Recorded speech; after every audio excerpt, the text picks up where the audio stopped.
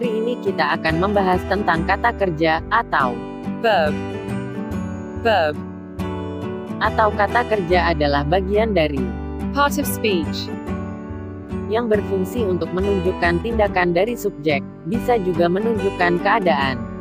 Semua kata kerja disebut verb, dalam bahasa Inggris. Contohnya seperti tidur, mandi, makan, minum, duduk, berdiri, dan lain sebagainya. Pertanyaannya adalah, kenapa tidur disebut kata kerja? Apakah tidur itu sebuah pekerjaan? Oke, mari kita pahami bersama. verb, Secara singkat memang diartikan sebagai kata kerja. Namun di sini, kita akan belajar untuk memahami bagaimana suatu kata bisa disebut sebagai verb, verb, secara terperinci. Dapat diartikan sebagai kata kerja yang digunakan untuk menunjukkan pekerjaan fisik dan mental. Pekerjaan fisik adalah suatu pekerjaan yang bisa dilihat. Contohnya, seperti seseorang yang sedang menelepon, tidur, memasak, makan, duduk, belajar, berdiri, berlari, dan lain-lain. Sedangkan pekerjaan mental adalah suatu pekerjaan yang tidak bisa dilihat. Contohnya seperti seseorang sedang berpikir, merenung, membayangkan, merasakan, memutuskan dan lain-lain. Cara cepat untuk kita mengidentifikasi bahwa suatu kata adalah verb, dalam bahasa Indonesia, adalah kata yang memiliki imbuhan me dan maan. Contohnya seperti memakan, meminum, merasakan, menyetrika, mencuci, membacakan, dan lain-lain.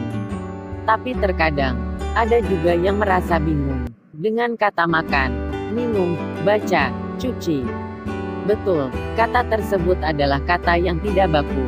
Kata bakunya adalah memakan, meminum, membaca, mencuci. Jadi kita tidak perlu bingung lagi. Apa bahasa Inggrisnya makan dan memakan? Karena itu sama saja, yaitu eat, apa bahasa Inggrisnya? Minum atau meminum itu sama saja, artinya adalah drink, sekarang, mari kita bahas ciri-ciri dari verb. 1. Verb, biasanya berada setelah subjek. Contohnya, I eat apple. Eat it is a verb because it is located after the subject. 2. ciri lainnya adalah berakhiran ing, seperti Eating, drinking, sleeping, washing, reading, and so on. kita tak perlu bingung. Kenapa ada tambahan ing di akhir kata tersebut? Pada materi-materi berikutnya, kita akan mempelajari itu. Yang perlu kita ketahui sekarang adalah, kata yang berakhiran ing, pada umumnya sudah dipastikan adalah kata kerja. Untuk sementara sebagai pemula, kita sudah memahami bagaimana cara 1. Mengidentifikasi kata kerja dalam bahasa Indonesia. 2. Mengidentifikasi kata kerja dalam bahasa Inggris. 3. Penggunaan dasar, bahwa cirinya biasanya digunakan setelah subjek. Namun untuk pembahasan yang lebih mendalam, pada materi yang lebih tinggi kita akan mempelajari pembagian-pembagian atau pengelompokan kata kerja.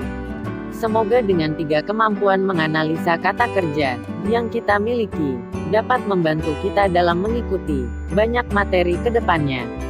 Cukup sekian materi tentang kata kerja pada hari ini. Semoga bermanfaat, dan sampai jumpa lagi.